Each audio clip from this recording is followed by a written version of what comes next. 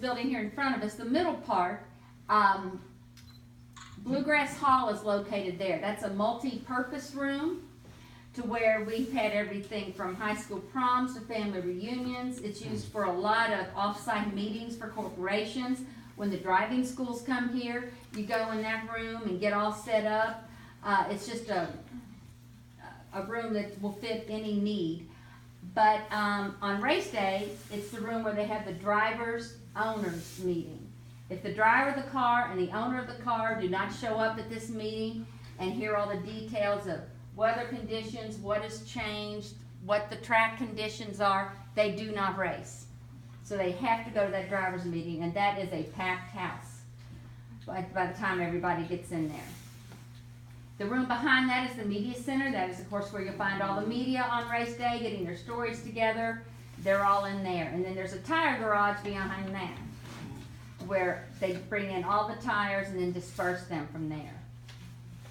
On back to the right of that building, the smaller building with the flat blue roof, that's the infield care center. If you've watched any races, you know that there's any type of incident on the track at all, the driver has to go to the infield care center to be checked out. It is a fully equipped and self-contained hospital that does have the capabilities of doing surgery. Of course, they don't do licensing and insurance, but they're educated, well-staffed, ready to go. There's doctors, nurses, paramedics, EMTs, the whole works. Are they local or do they follow the race? We have a crew, we have a fire and safety director, and our team is award-winning. I don't know if you noticed in the lobby the plaque in there, but they win awards every year for just how good they are. But on race day, we have a lot of, like a fireman will work 3 days on, 3 days off. We have a lot of them schedule their vacation so they can come here and work race week. So see all these guys down here at the flashing lights? Those are teams that we bring in. So there's people that, have that sort of job to where they can work it out and come here. Because during a race, I see there's one over there with the lights flashing, they're over here, they're everywhere. There has to be fire and safety out on the track before a car gets on there. And they just sit there in an ambulance, in a tow truck, in a wrecker, just in the event that something were to happen. And often they sit there all day. They sit there all day. If there's a break in the action, they get to come in, but otherwise they sit there all day. And because, when you notice when you're watching a race, they are there. As soon as something happens, they are there. Now, you were telling a little Jason Priestley story there. Yeah. People say, what's the worst wreck that's happened here? I would say that's the worst wreck.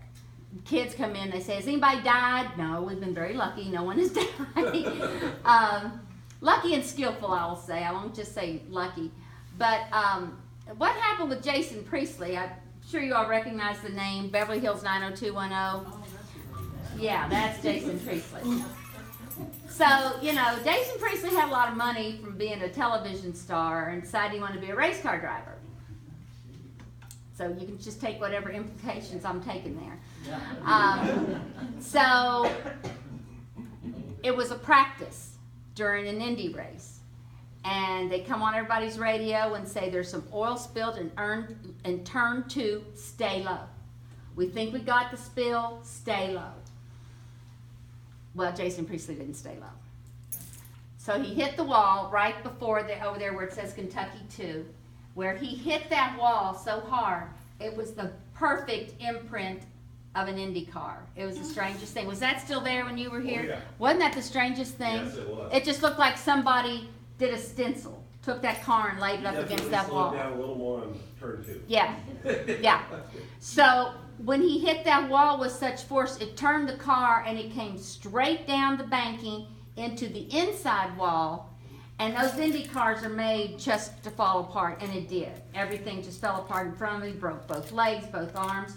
Kentucky Speedway is attributed for saving his life. Within 32 minutes, he was on the operating table in Lexington. And he had quite a recuperative period. He was just a mess. But I guess he's well and happy now. When he first got out, I heard him say, yeah, I'm going to race again. Then I heard he was engaged, and she said, no, he's not going to race again. And so, I don't know. I haven't seen any racing. I think he did. I think he listened to the honey and had stayed home, had a couple babies and living happily ever after. So that's a good thing.